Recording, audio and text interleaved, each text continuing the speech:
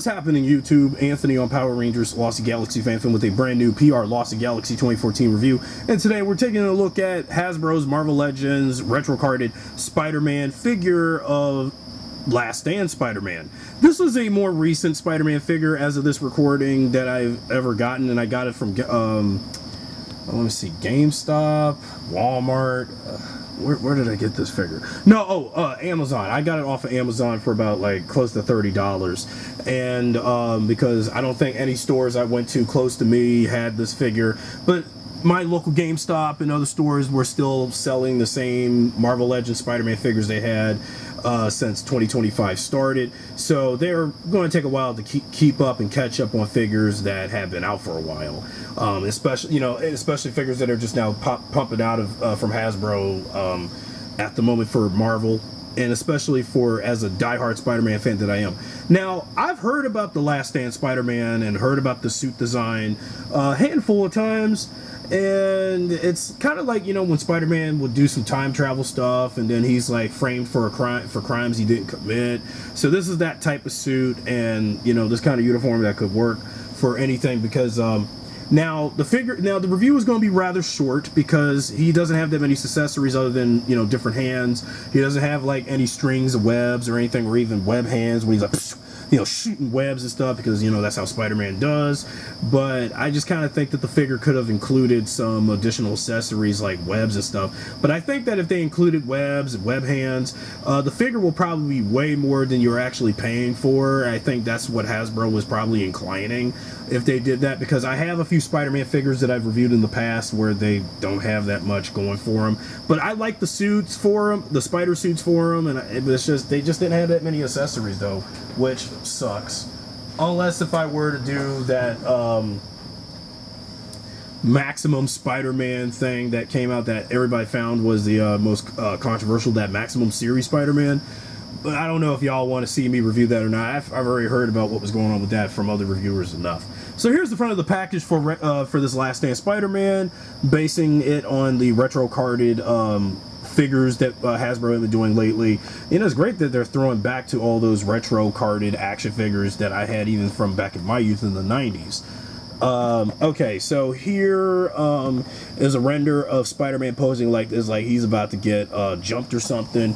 So, and here's the backstory where, caught outside of time, Peter Parker sees a potential future in which the New York Police Department confronts him for his past crimes, and he makes his last stand. So that's why he has this suit. Okay, so with that being said, let's take a look at Last Stand Spider-Man. Okay, now that we got Last Stand Spider-Man out of the package, and you're probably wondering why I have him posed like that. I guess this is as far as I can go trying to homage the Tokusatsu Japanese Spider-Man that, yeah, because, you know, once I do get Japanese Tokusatsu Spider-Man, I'm gonna do that. Emissary of Hell, Spider-Man!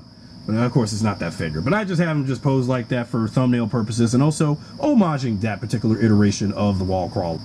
Okay. Now, we know that the hands are just this, but, you know, there's not much going for him. Because, again, yet another Spider-Man where he has nothing. You know, just hands, no webs, no nothing, no web hands. But the figure itself is pretty awesome, though. I really like the detail on the entire suit with the wrinkles on the red and black areas of the suit, and also, you know, paying respect to the comic book, the original comic book design of the mask. But though there's not meant, this Spider-Man suit is one of many where Spider-Man doesn't need all those webs on the suit. So that's because again, this is not that type of spider suit.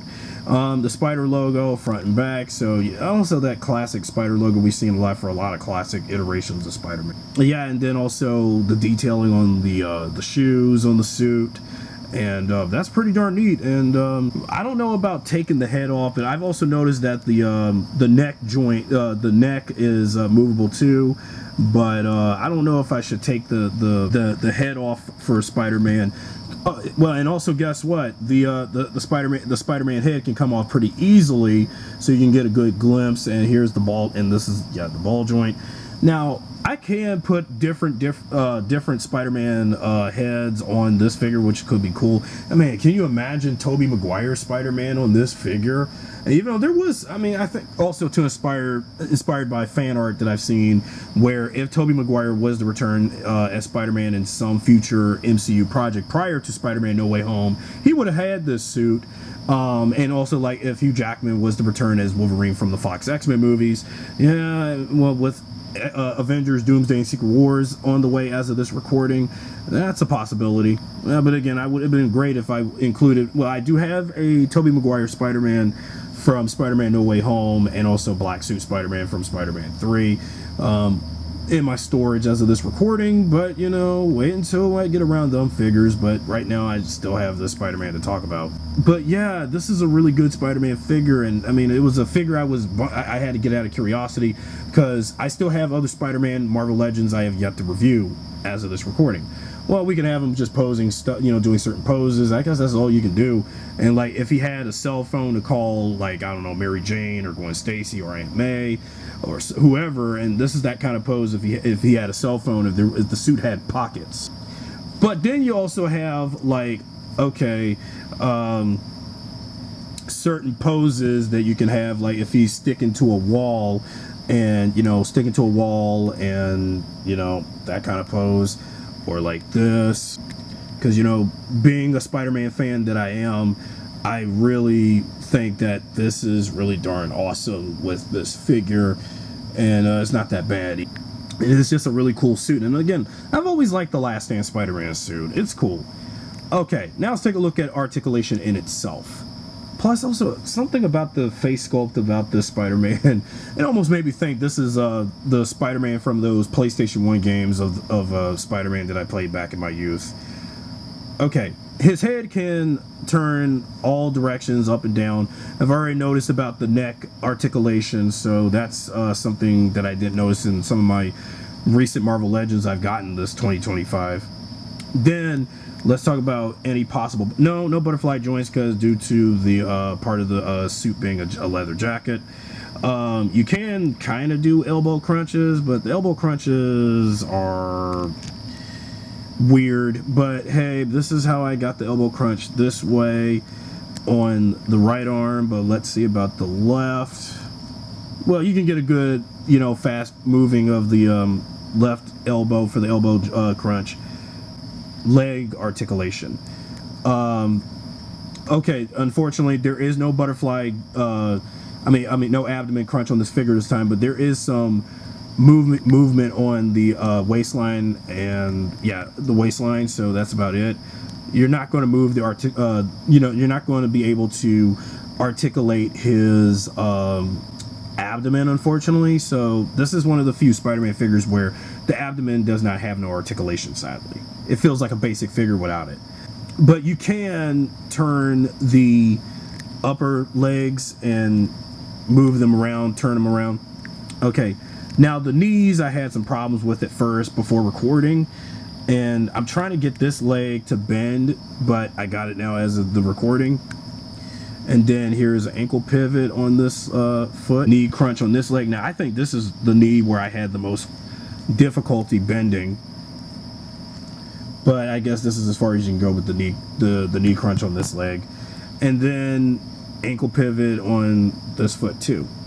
So again, this Spider-Man was not going to be much to talk about, but it's a figure that it's quite worth the pick up if you're interested, and as a diehard Spider-Man fan, and if you're really adamant of adding Last Stand Spider-Man to your collection, you can do that too.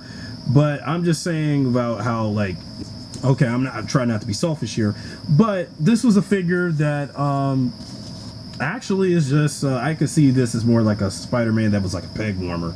But if you're interested in picking up the figure, I suggest you could, and you may, because I don't think I see anybody picking this figure up. But I will recommend it for those who want to add this to their Spider-Man collection, and I know I've already did. So that's it for my review on Last Stand Spider-Man. But before that, let's see how he stacks up with one of my Marvel Legends that I reviewed this year. And again, he is roughly around, like, I mean, he's still 6 inches, but when you look at my last two Marvel Legends as of recent, like Ultimate Iron Man and She-Hulk. Now again, once again, he does not stand a chance against She-Hulk, but he is almost from the size, like the height of, like, you know, but again, Ultimate Iron Man, due to his height, he's not like around that point. But okay, let's put these two away. So that's it for my review on Last Stand Spider-Man. If you enjoyed this video, be sure to subscribe, drop a like, share this video with your friends, and I'll see you guys next time.